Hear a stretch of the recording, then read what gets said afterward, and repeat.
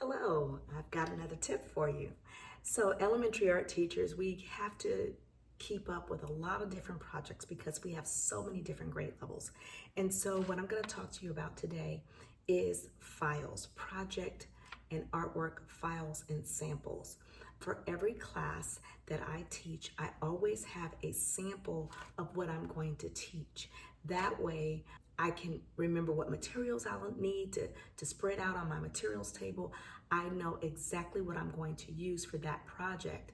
And what I do is I try to keep something going that's similar with every grade level. So if I'm working with yarn with third grade, I'm working with yarn with every grade level, not just third. So I do try to focus in on a specific type of material that I'm working with, a specific medium, but there are times when that doesn't always work out that way, but I do try to do that. I keep all of the students' artwork inside of files in a file drawer, but you can also keep all of their projects inside of any kind of container that you need to be able to keep it in. And it could be all kinder in one, it could be all first in another, but I do like to be able to keep them and I kind of file them away. And that way, when I know it's time for us to work on, for instance, we're working with color and we're talking about primary and secondary colors and how we make those secondary colors.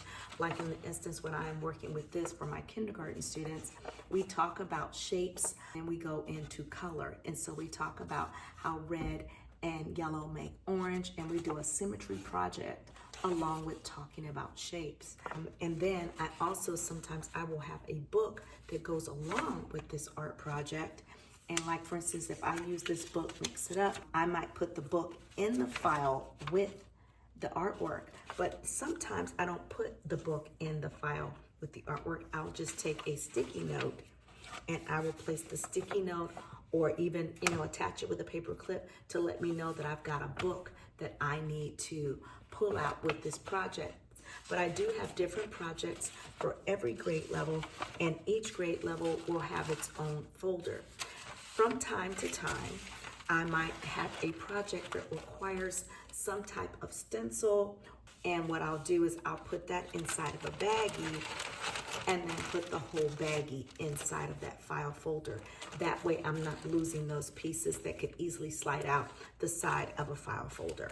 But I do hope that you are able to keep your artwork organized, and it's really important that you create what you want them to create, because having that practice, I'll come across misconceptions that I thought the students would be able to do that they're not able to do. So it's really important that I work on those things prior to showing the students on how to do it. And then it just allows me to have that step-by-step process. Then I make a PowerPoint out of it, explaining what we're gonna do first, second, and third. And then when they come back to class, the next time we might do 3 more steps.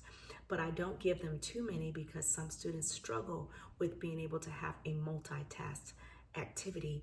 I do try to make sure that it is just a short amount of time with just a few tips. But we do have a lot of fun being able to create these projects, and I hope that you're able to organize them. I keep a file on computer of pictures of these, as well as just keeping them in a file drawer. That way, if I'm at home and I'm on computer, I can look at some of the samples that I have and kind of plan from there. I hope this tip has helped you. Have a great afternoon.